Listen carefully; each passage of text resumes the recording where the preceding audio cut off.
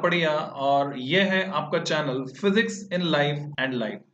तो बच्चों हम लोग 12 सीबीएसई फिजिक्स के लिए 2021 एंड ऑनवर्ड्स और आगे जो होने होने वाले हैं एग्जाम्स उनके लिए तैयार कर रहे थे कुछ सैंपल पेपर्स।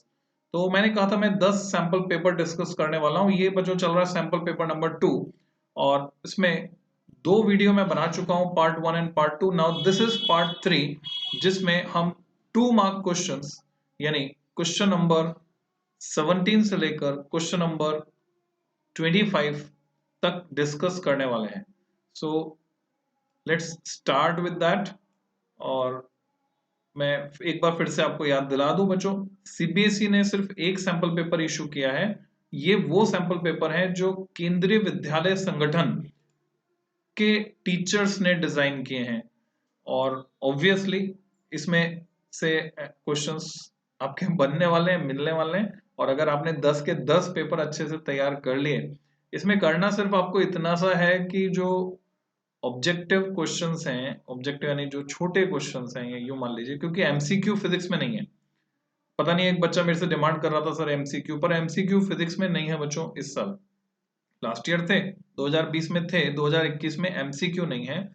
पैटर्न में आपको फिर से याद दिला दूं, शुरू के जो 10 सवाल है वो 1 नंबर वाले हैं, जैसे पहले आया करते थे प्रीवियस ईयर्स में। ये क्वेश्चंस आया करते थे जिसमें किसी में 1 वर्ड आंसर होता था, किसी में 1 लाइन का आंसर होता था। तो शुरू के क्वेश्चंस तो ये हैं बच्चों, 10 सवाल। फिर क्वेश्चन नंबर 11 से लेकर 14 तक एआर क्वेश्चन है। 15 एंड 16 आपके केस स्टडी बेस्ड क्वेश्चन है, 4 नंबर के 2 सवाल। और उसके बाद ये 2 नंबर वाले क्वेश्चन। उसके बाद फिर क्वेश्चन नंबर 26 से लेकर 30 तक ये 5 सवाल जो है आपके 3 नंबर के हैं। और 31, 32, 33 ये 3 सवाल आपके 5 नंबर के, जिनमें से हर एक में चॉइस मिलने वाली है। तो ये आपका पूरा पेपर पैटर्न हो गया। तो बच्चों हम बात कर रहे हैं सेक्शन सी की। So let's start with question number 17 जो कि 2 नंबर में आपसे पूछा जाने वाला है। तो क्वेश्चन है जैसे कि हमें दिख रहा है एटम्स चैप्टर से, the ground state energy of hydrogen atom is -13.6 electron volt. नहीं बताते तो भी आप जानते हैं ये चीज, तो है ना, केमिस्ट्री में भी पढ़ा है आपने, रट गया होगा अब तो बच्चों। If an electron makes a transition from an energy level -1.51 electron volt, आप पहचान गए होंगे कौन सा है, टू -3.4 इलेक्ट्रॉन वोल्ट। इसको डिवाइड करके 2 से डिवाइड करेंगे या 4 से करेंगे, आपको पता है इसमें क्या आने वाला है। Then calculate the wavelength of the spectral line emitted and name the series of hydrogen spectrum to which it belongs. So you can attempt it. आप खुद से ट्राई कर लीजिए बच्चों, वीडियो पॉज करके, और फिर मैं डिस्कस करने जा रहा हूं solution. So let's see the solution.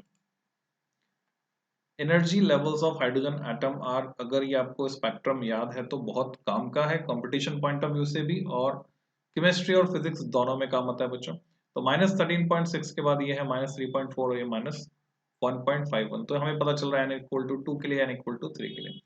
We know that the wavelength of spectral line emitted, हम डायरेक्ट ये फॉर्मूला लगा सकते हैं, λ=SC/E, क्योंकि E होता है SC/λ।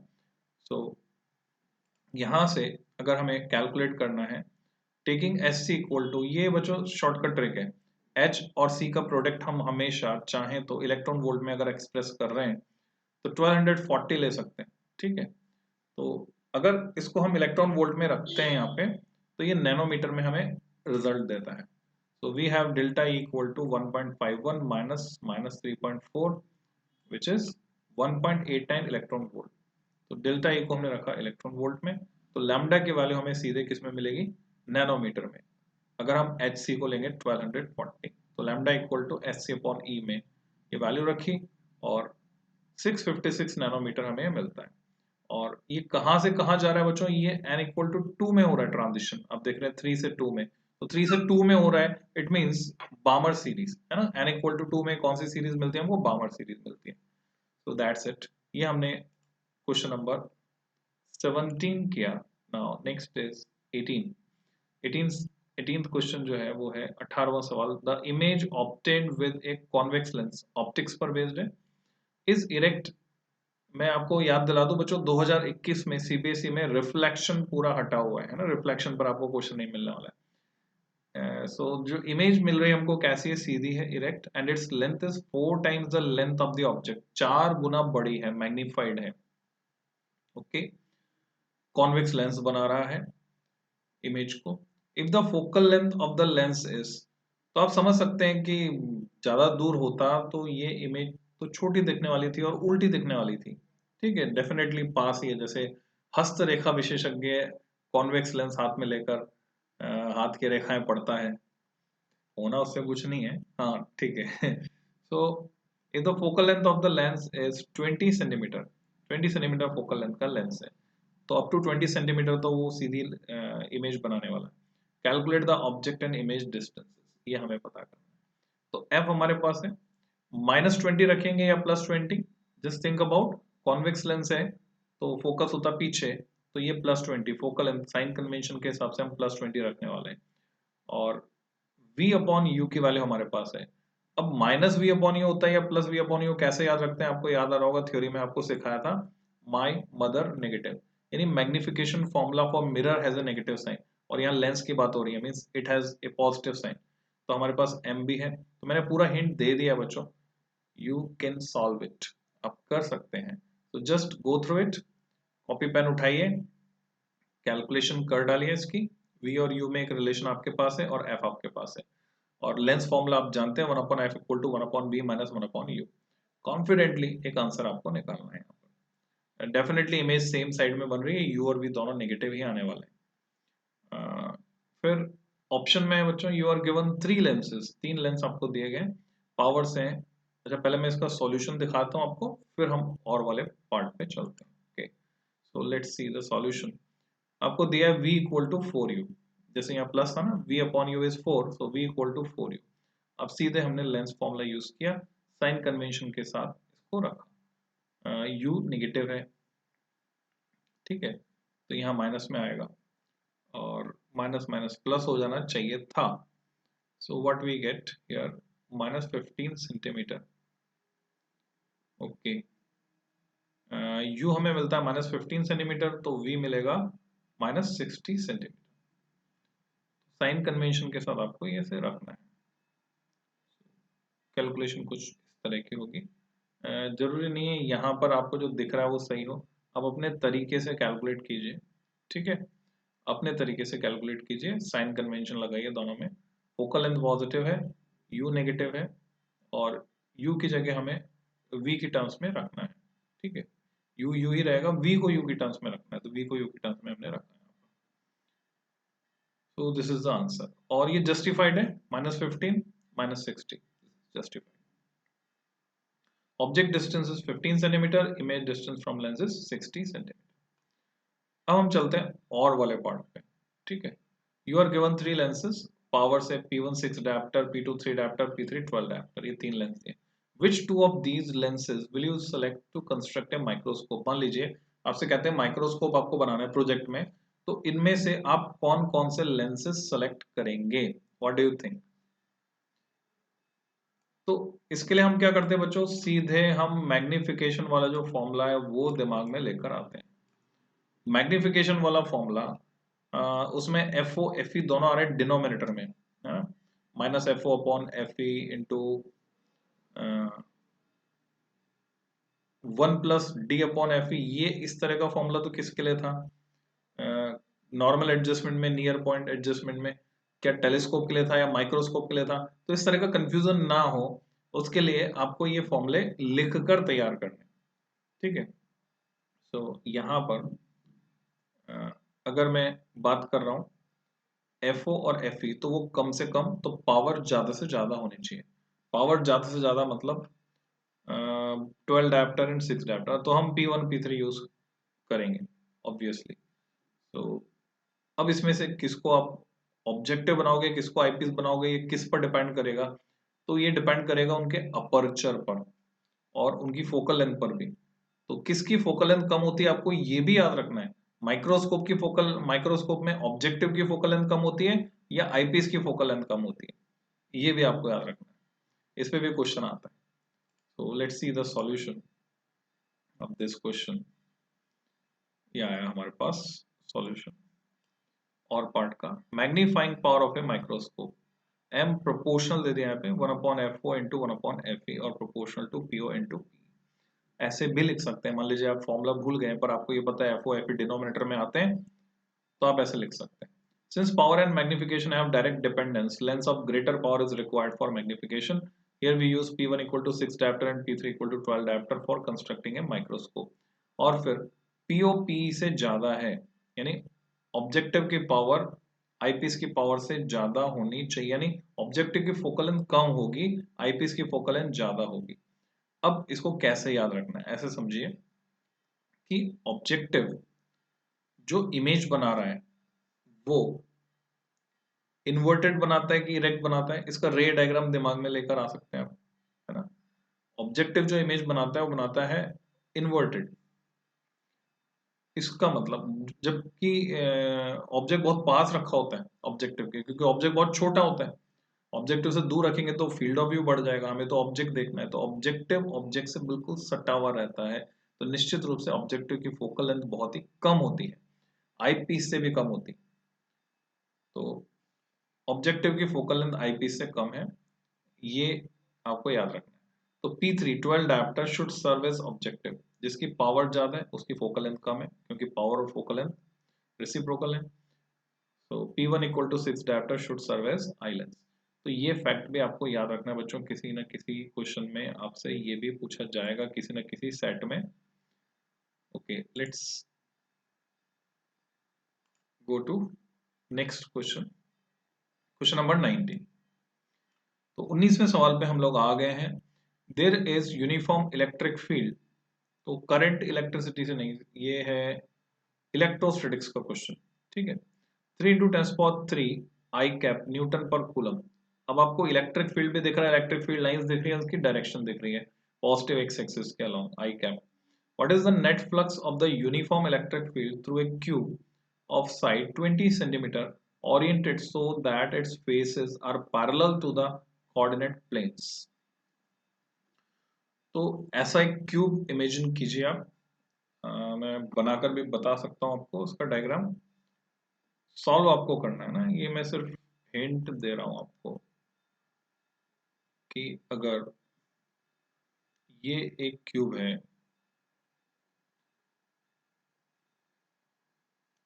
इसके फेसेस, क्यूब बनाने के लिए क्या करते हैं बच्चों, हम एक स्क्वायर बनाते हैं, फिर उसके आधे से काटते हुए दूसरा स्क्वायर बनाते हैं, फिर हम कॉर्नर्स को ज्वाइन कर देते हैं, इस तरह से हम क्यूब बनाते हैं।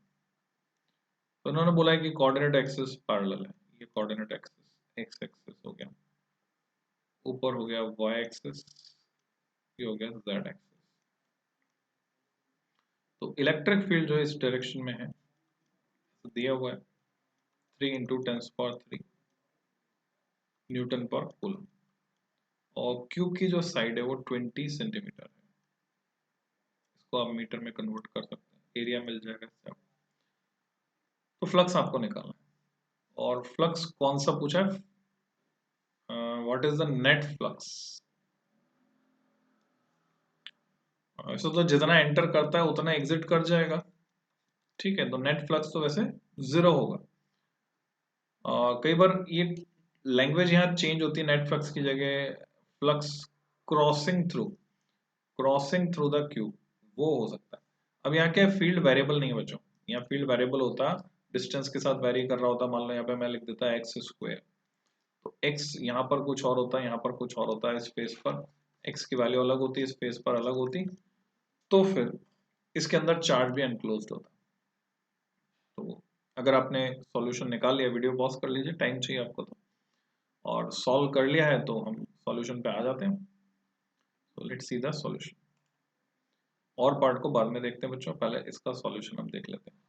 ई दिया हुआ है, ए हमने एरिया निकाल लिया, 400 सेंटीमीटर स्क्वायर, मीटर स्क्वायर में कन्वर्ट किया, through a face parallel to X Y plane.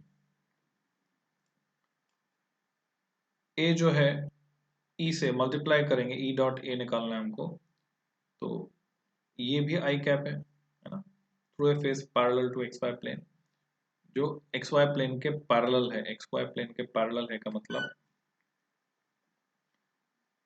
ये X, okay, through a face parallel to Y Z plane, यहाँ पे बना देता हूँ, ठीक है, पिछले वो जगह और तो नहीं बना पाएंगे हम।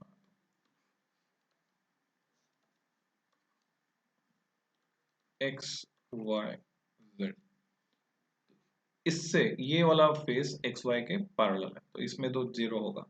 जो वाई जेड के पैरेलल है, यानी इधर वाला फेस क्यूब का ये वाला, तो उसके उससे जाने वाला फ्लक्स भी उससे जाने वाला फ्लक्स डॉट प्रोडक्ट वो बचा है ना, 120 न्यूटन मीटर स्क्वायर पर कूलम। इसको हमने phi2 से दिखाया, दिस इज phi2। ये बच गया, क्यों बच गया? क्योंकि वेक्टर एरिया भी इसी डायरेक्शन में है। वहां तो क्या था, वेक्टर एरिया परपेंडिकुलर था आई कैप के, तो इस फेस से रिलेटेड तो हो गया था जीरो। ये अब इस फेस की बात कर रहे हैं, तो इस फेस का ये फ्लक्स बच गया 120 न्यूटन मीटर स्क्वायर पर coulomb through a face parallel to Z X plane. अब बात कर रहे हैं नीचे वाले की, तो इसमें भी क्या हुआ, 90 डिग्री बनेगा, 90 डिग्री बनेगा तो ये हो गया जीरो। और इससे आगे की बात करें अगर हम, in each plane there is a set of two faces of the cube. Through one face electric flux enters and through the other face an equal flux leaves. उसके सामने वाला जो, therefore net flux through the cube वो कितना हो जाएगा, zero. अब हुआ क्या है यहाँ पर बच्चों, phi1 माइनस phi1, अच्छा ठीक है, वापस पीछे जाते हैं। हाँ, phi2 माइनस phi2 ये कुल मिलाकर जीरो हो गया। ऐसे लिखें, लिखकर समझें या वैसे ही समझें, वो आपकी इच्छा है, क्योंकि बिना ऐसे लिखे भी आप समझ सकते हैं।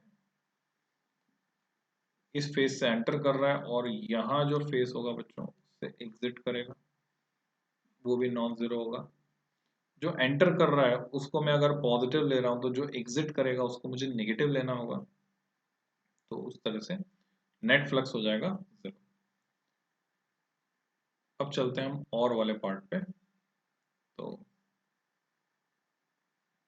derive an expression for electric field intensity at a point and distance r from a point electric charge। तो सिंपल सा डेरिवेशन है, और आई थिंक आपने किया होगा डेरिवेशन।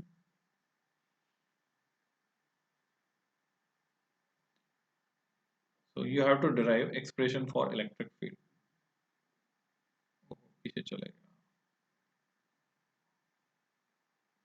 ये रहा प्लस क्यू चार्ज। यहाँ हम टेस्ट चार्ज रखेंगे आर डिस्टेंस पर, कोई आर्बिट्रेरी पॉइंट लिया हमने एक्स वाई जेड जिसके कोऑर्डिनेट्स हैं, और हम डिराइव कर देंगे। To find electric field at point P place a vanishingly small positive test charge Q zero. ये मेथड आप यूज कर सकते हैं, रिजल्ट तो आपको याद है ही से, के क्यू अपॉन आर स्क्वायर। और कोई और डिफरेंट मेथड भी आप यूज कर सकते हैं, जो आपको आसान लगे। क्वेश्चन नंबर 20, ए हाइड्रोजन एटम, तो इमेज आ गई होगी हाइड्रोजन एटम के आपके दिमाग में, न्यूक्लियस के चारों तरफ एक इलेक्ट्रॉन चक्कर लगा रहा है। Initially in the ground level absorbs a photon, photon absorb किया, which excites it to the n equal to 4 level, वहां तक ले गया उसको। Determine the wavelength and frequency of the photon. तो n इक्वल टू 4 तक ले जा रहे हैं ग्राउंड स्टेट से, तो कितनी एनर्जी लगेगी? You can do it. Atoms का क्वेश्चन है, और direct equal to S C by lambda से आप कर सकते हैं, अगर एनर्जी का डिफरेंस आपको याद है, और नहीं तो फॉर्मूला लगा के कर सकते हैं, रिडबर्ग फॉर्मूला लगा सकते हैं। Let's see the solution. Energy of an electron in nth orbit En minus 13.6 upon n square electron volt. Z भी आता पर हाइड्रोजन है तो Z इक्वल टू 1 हो गया। तो E1 माइनस 13.6 फोर्थ में, minus 13.6 upon 4 square minus 0.85 electron volt. रटा हुआ हो तो वो भी यूज कर सकते हैं, आप डायरेक्ट भी लिख सकते हैं, इसके नंबर नहीं कटेंगे। तो डेल्टा ई डिफरेंस हमने निकाला 12.75 इलेक्ट्रॉन वोल्ट, और इस डिफरेंस से ये सॉल्यूशन हमारे पास आ रहा है। एच न्यू को हमने इसके बराबर रखा, और यहाँ से हमने फ्रीक्वेंसी निकाली, फ्रीक्वेंसी से लैम्डा, और चाहते तो सीधे यहाँ से एस सी वाई लैम्डा रखकर एस सी की वैल्यू 1240 इलेक्ट्रॉन वोल्ट यूज कर सकते थे बच्चों, तब यहाँ पे आंसर नैनोमीटर में आता। चॉइस इज योर्स, जैसे भी आपको आसान लगता है आप वैसे कर सकते हैं, पूरे नंबर आपको मिलेंगे। और इस तरह के क्वेश्चन की अच्छे से प्रैक्टिस बना लीजिए, क्योंकि इस तरह के क्वेश्चन आपको मिलने वाले हैं बोर्ड के पेपर में। Okay, next question number 21। ओह, ये तो सॉल्व एग्जांपल है एनसीईआरटी का, पहचान में आ गया होगा आपको। Rectangular loop and a circular loop are moving out of uniform magnetic field to a field free region with a constant velocity v as shown in given figure। Solve example है बच्चों। Explain in which loop do you expect the induced EMF, EMI chapter में मिलेगा आपको, to be constant during the passage out of the region the magnetic field is normal to the loops। तो यहाँ हम देख सकते हैं, हिंट ये है, अगर आपको याद नहीं आया है तो मैं बता देता हूँ कि ये जब लूप बाहर निकलेगा तब की बात कर रहे हैं। जब जिस दौरान ये बाहर निकल रहा होगा, शुरू में एरिया लोअर रेट पे कम होगा, फिर एरिया हायर रेट पे कम होगा, फिर एरिया लोअर रेट पे कम होगा। यानी फ्लक्स के चेंज होने की रेट यूनिफॉर्म नहीं है, जबकि इस केस में शुरू में, बीच में, लास्ट में जब ये बाहर निकल रहा होगा, रेट हर हाल में सेम है। So what should be your answer? मेरे हिसाब से आपको इस तरह से प्रैक्टिस करनी चाहिए बच्चों, अपनी लैंग्वेज में, अपने शब्दों में, अपने वर्ड्स में इसका आंसर लिखिए। उसी से प्रैक्टिस होगी, खाली मन में सोच लेने से नहीं होगी, अभी लिखने की प्रैक्टिस आपको चाहिए। तो एक नंबर वाले क्वेश्चन भले ही बिना लिखे करें, पर 2 नंबर 3 नंबर वाले क्वेश्चंस आपको लिखकर करने। So write down its answer, and here is the solution. As the loop move out of the magnetic field, the rate at which the area of loop decreases inside the field is constant in case of rectangular loop, while it varies in the case of circular loop. As a result, इसका परिणाम क्या निकला? The rate of decrease of magnetic flux and hence the induced EMF produced in the rectangular loop will be constant। ऐसा हुआ। So मैं समझता हूं कि आपको समझ में आ गया होगा। Next question 22। What is the density of the nucleus? Sorry, why is the density of the nucleus more than that of the atom? Nucleus की डेंसिटी एटम से ज्यादा क्यों है? डेंसिटी केमिस्ट्री में भी आपसे कैलकुलेट करवाई जाती है बच्चों, और यहाँ पर भी है ना, केमिस्ट्री में भी क्वेश्चन आते हैं, फिजिक्स में भी क्वेश्चन आते हैं। तो न्यूक्लियस की डेंसिटी ज्यादा क्यों है? एटम में मैक्सिमम हिस्सा तो खाली पड़ा है, किसने ढूंढा था? रदरफोर्ड। और सारा का सारा जो मास है वो कंसंट्रेटेड है न्यूक्लियस में, क्योंकि न्यूक्लियस में प्रोटॉन न्यूट्रॉन वगैरह रहते हैं। तो अब इस बात को सोचते हुए एक कंक्लूसिव स्टेटमेंट आपको लिख लेना है अपने वर्ड्स में फॉर प्रैक्टिस। और फिर अब जब आप लिख लें तो फिर वीडियो को प्ले करें। Here is the solution. ऐसा क्यों है? A nucleus contains neutrons and protons. Its size is of order of 10 to the power minus 15 meter. Density depend किस पर करती है? Density of the mass upon volume। तो 10 की पावर माइनस 15 मीटर साइज है न्यूक्लियस का, तो उसका वॉल्यूम कम है और मास जो है वो ज्यादा है। मास ज्यादा, वॉल्यूम कम होने की वजह से डेंसिटी ज्यादा है। On the other hand, an atom contains neutrons, protons and electrons. The size of atom is of order of 10 to the power minus 10 meter. It means size of the atom is 10 to the power 5 times the size of the nucleus। और उसी की वजह से volume जो है इसका cube कर लेंगे, 4/3 पाई आर क्यूब। तो आप समझ सकते हैं कितना फर्क पड़ जाएगा volume. Since mass of the atom is very slightly greater than the mass of the nucleus, hence the density of the atom is very small as compared to that of the nucleus। तो ये है सटीक answer है, this perfect answer. इससे मिलती जुलती language आपको लिखनी। नेक्स्ट क्वेश्चन पे चलते हैं बच्चों। Question number 23। Define the magnifying power of a compound microscope. You have to define it. और मैं आपको याद दिला दूं, मैग्नीफाइंग पावर और मैग्निफिकेशन ये डिफरेंट है। लीनियर मैग्निफिकेशन को मैग्निफिकेशन कह सकते हैं, पर मैग्नीफाइंग पावर होती है एंगुलर मैग्निफिकेशन। एंगुलर मैग्निफिकेशन को कहते हैं। Why should both the objective and the eyepiece have small focal lengths in a microscope? Focal length कम क्यों होती है? तो मैं समझता हूँ इस पेपर में हम डिस्कस कर चुके हैं इस फैक्ट को। और रही बात डिफाइन करने की, तो मैथमेटिकल डेफिनेशन लिखी जा सकती है बच्चों यहाँ पे। Here is the solution. Magnifying power of a compound microscope is defined as ratio of angles subtended by the final image at the eye to the angle subtended by the object when both are placed at the least distance of distinct vision, जब दोनों ही दूर देखने की न्यूनतम दूरी पर रखे हों। In a compound microscope magnifying power L upon F into D upon FE ऐसा तो होता है नॉर्मल एडजस्टमेंट में, और नियर पॉइंट एडजस्टमेंट में एक ज्यादा होती है, यानी यहाँ पे D by FE की जगह आता है 1 plus D upon FE। Hence to increase magnifying power both FO and FE must be small। ये जितने छोटे होंगे मैग्नीफाइंग पावर उतनी ज्यादा होगी। ओके बच्चों, यहाँ पर ये आपको समझना है, यहाँ थोड़ा सा मिसमैच जो मुझे दिख रहा है मैं इंडिकेट करूंगा इसमें, जो करेक्शन मुझे लग रहा है जो मिसमैच, जब यहाँ हम कह रहे हैं angle subtended by object when both are placed at the least distance of distinct vision, यानी इमेज भी और ऑब्जेक्ट भी, इसका मतलब हम बात कर रहे हैं कौन से एडजस्टमेंट की, नियर पॉइंट एडजस्टमेंट की। और नियर पॉइंट एडजस्टमेंट में, यानी ये नॉर्मल एडजस्टमेंट नहीं है, this is near point adjustment, जब फाइनल इमेज कहाँ बनती है, दूर देखने की न्यूनतम दूरी पर 25 सेंटीमीटर, उस समय ये फॉर्मूला थोड़ा चेंज हो जाता है बच्चों, ये हो जाता है 1 plus D upon F E, मैं 1 को बाद में लिख देता हूँ क्योंकि यहाँ जगह कम है, ये हो जाता है फॉर्मूला। सो इसको आप करेक्शन मान लें,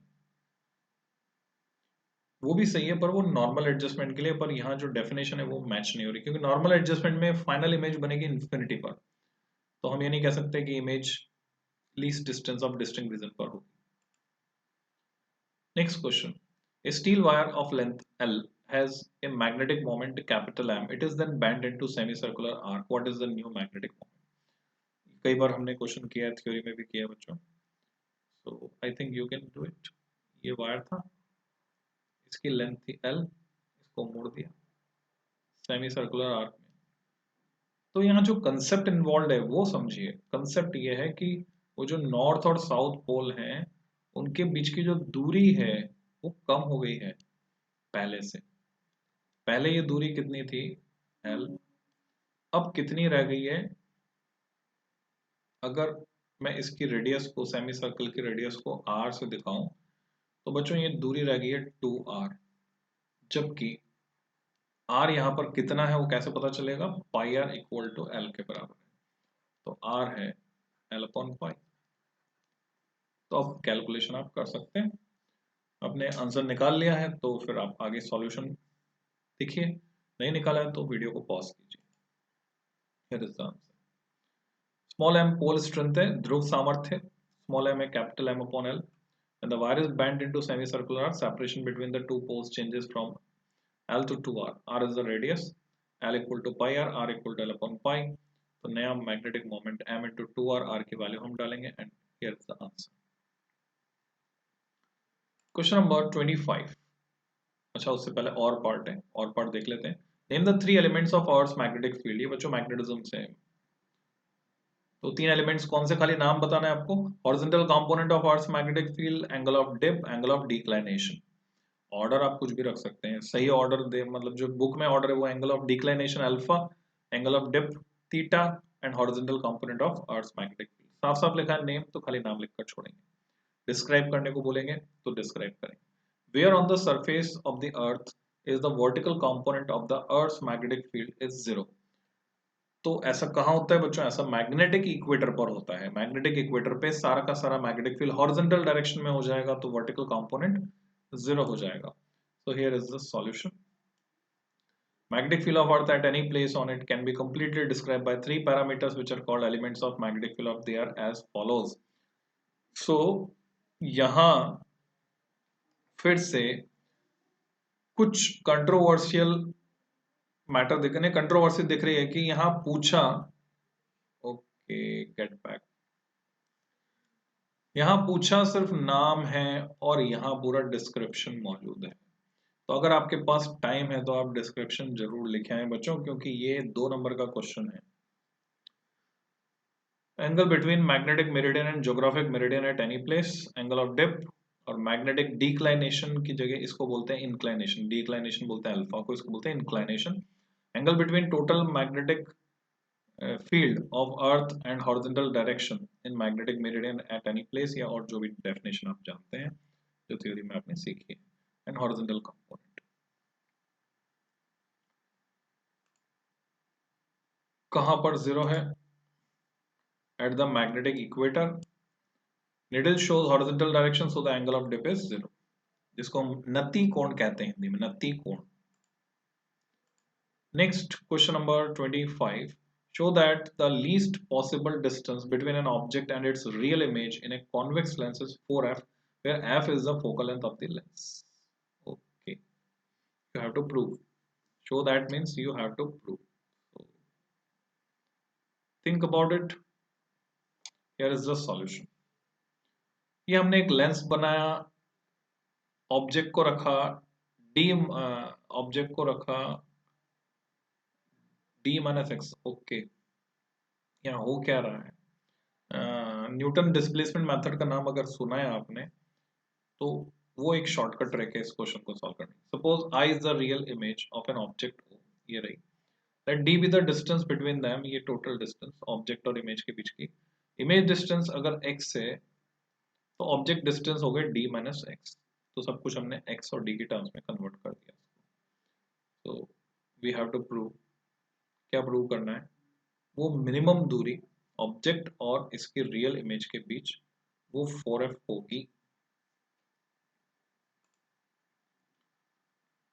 सो u minus of d minus X sign convention के साथ, v is plus X sign convention के साथ, लेंस फॉर्मूले में हमने इसको रखा, तो यहां से एक क्वाड्रेटिक इक्वेशन हमको मिलती है। रियल इमेज के लिए इसके रूट जो है रियल होने चाहिए, x must be real, roots of the above equation must be real. ये सिर्फ तभी पॉसिबल है जब, बच्चों ट्रिक लग गई, मैथमेटिकल ट्रिक, यानी ये मेडिकल वाले जो स्टूडेंट्स हैं वो ध्यान से इस क्वेश्चन को समझें। इतनी मैथमेटिक्स आपसे पूछी जा सकती है। D square greater than equal to 4fd और d is greater than equal to 4f, ये कंडीशन हमने प्रूव कर दी। Hence 4f is the minimum distance between the object and real image formed by a convex lens. है तो ये derivation, numerical नहीं कह सकते क्योंकि न्यूमेरिकल वैल्यूज यहाँ पर नहीं दी हुई हैं, तो you must practice it, and this mathematical trick you should know how to use this trick। तो हमने 25वें क्वेश्चन को कर लिया है, अब आया है 26वां सवाल जो कि सेक्शन डी में है, यानी ये पार्ट पूरा हो चुका बच्चों।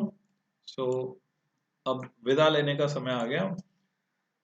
बचे हुए सवाल 2 पार्ट में और रहेंगे, तो 3 नंबर वाले क्वेश्चन में डिस्कस करूंगा बच्चों नेक्स्ट सेक्शन में, नेक्स्ट वीडियो में। Till than happy learning.